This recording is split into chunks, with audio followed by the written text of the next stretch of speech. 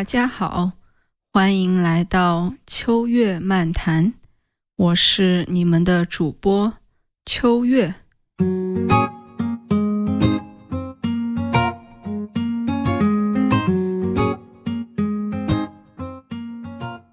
嘿，朋友们，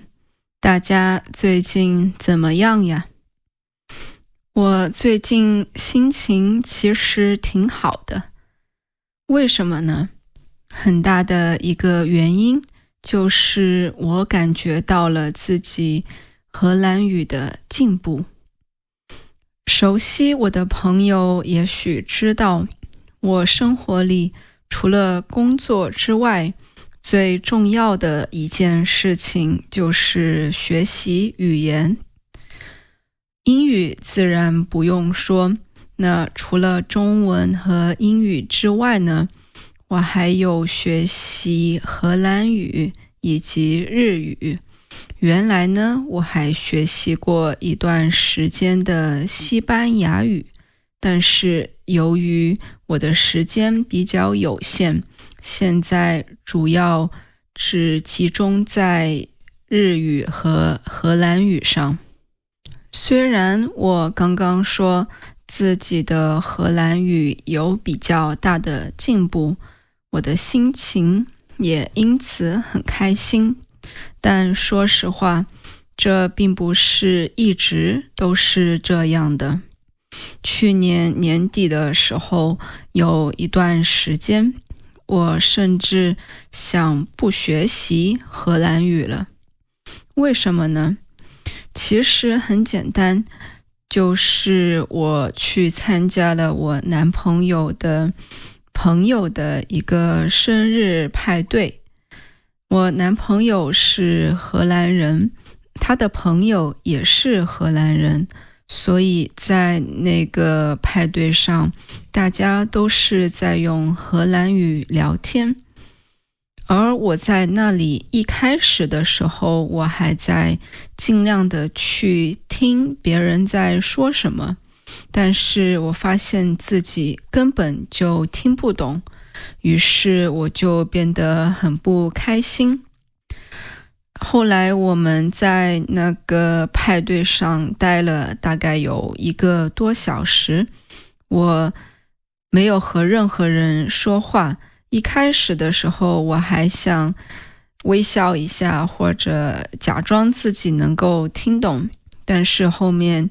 我也不想装了，就在那里看手机。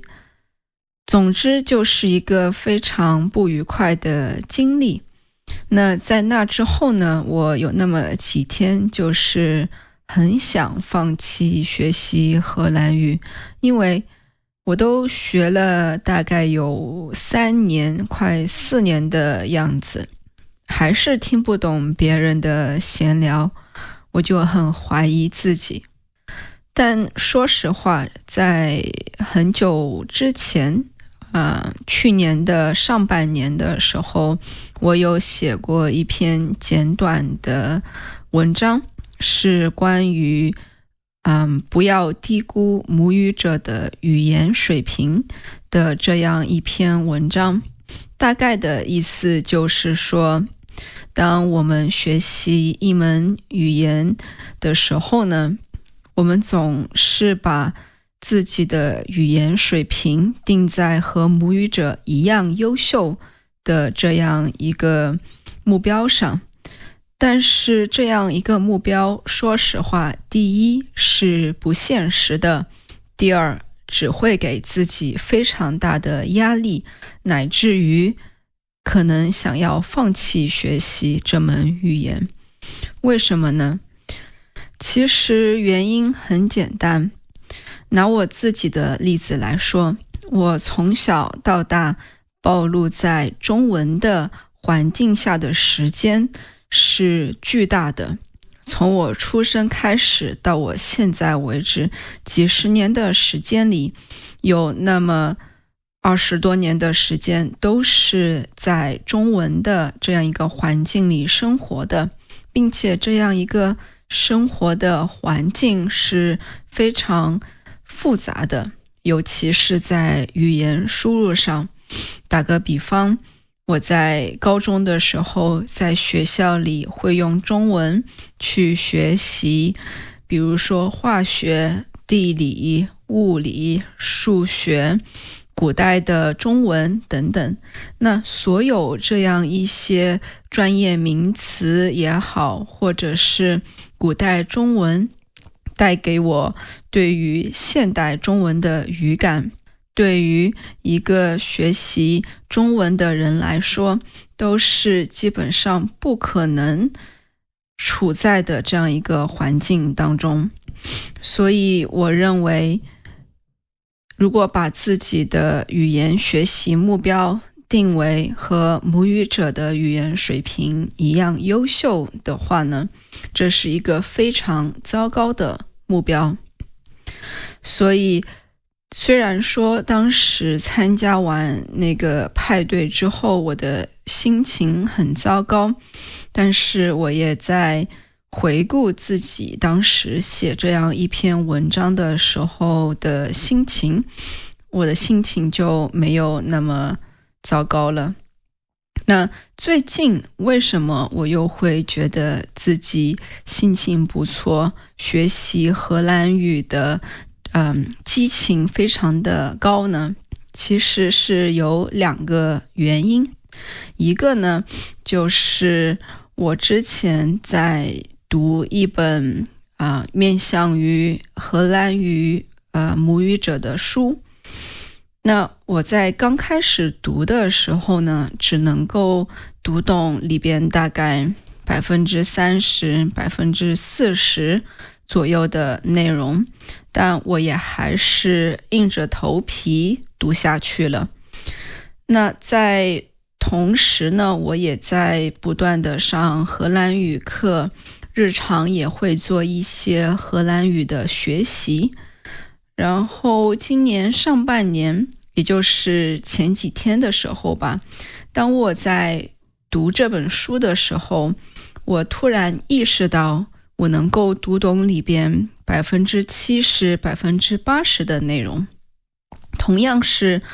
一本书，但是在跨越了大概半年左右的时间，我的能够理解的内容从30%上升到了70%、80%。这就是一个非常好的例子，来帮助我相信自己，我的语言水平是有上升的，是有进步的。所以对于正在学习中文的你来说，我也非常建议你去找到这样一个尺子，它在不同的时间范围内，它的难度是保持一定的难度的，可以是一本书，可以是一部电影，然后你可以尝试在不同的时间来读这本书，或者说看这个电影。那也许你会发现，半年之前我读这本书只能读懂20%的内容，但是在半年之后，我能够读懂50%、60%的内容。那这其实就是给了你非常大的一个激励，让你能够坚持下去。同时，你也可以得到一个很强的一个确认，那就是你的语言学习方法是有效的。那第二个方法来帮助自己、激励自己学习一门语言，那就是不要只和母语者交流，也要和一起学习这门语言的非母语者交流。为什么呢？像我刚才所提到的，其实对于母语者来说，他们的语言水平在经过了几十年的暴露和锤炼之后呢，他其实是意识不到什么样的词汇、什么样的说法是很简单，什么样的是很难的。所以当他们在和你交流的时候，其实他们的所使用的语言的水平是参差不齐的，有时候很难，有时候有可能相对简单，这就会很容易让你产生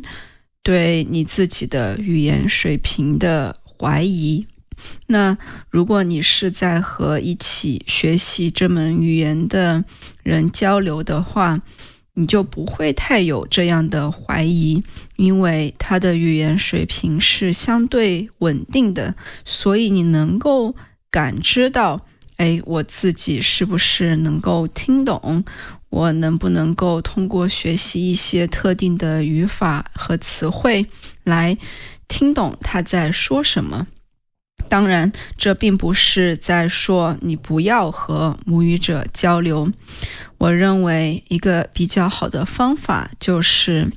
两个都做，就是既和母语者去做语言交换，但也要和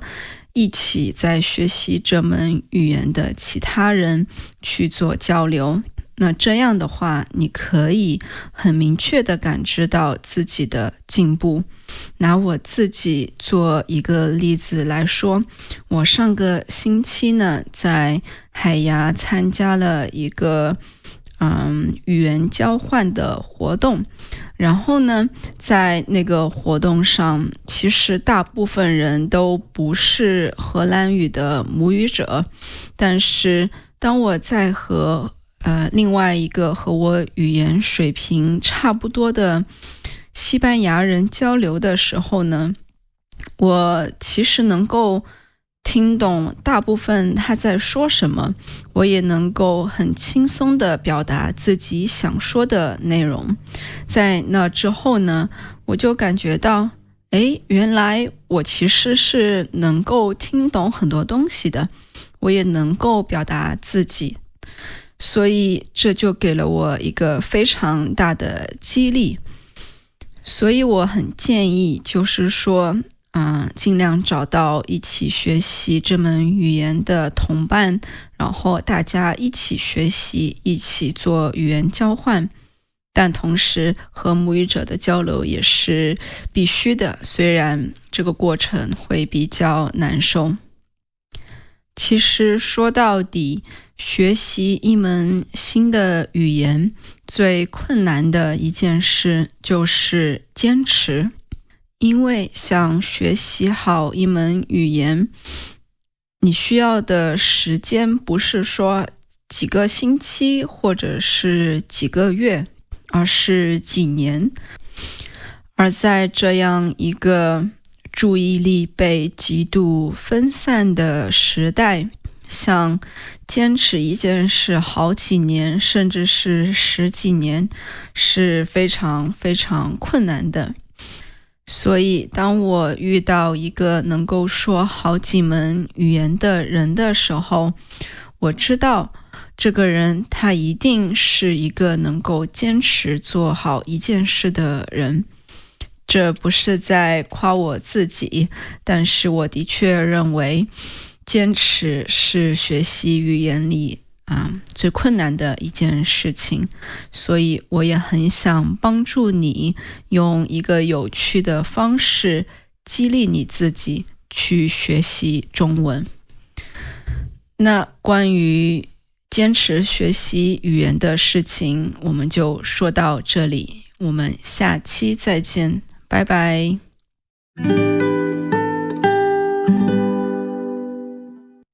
感谢大家的收听。如果你对我们的内容感兴趣的话，欢迎访问我们的网站 realchinesetalk.nl。 你可以在主要播客平台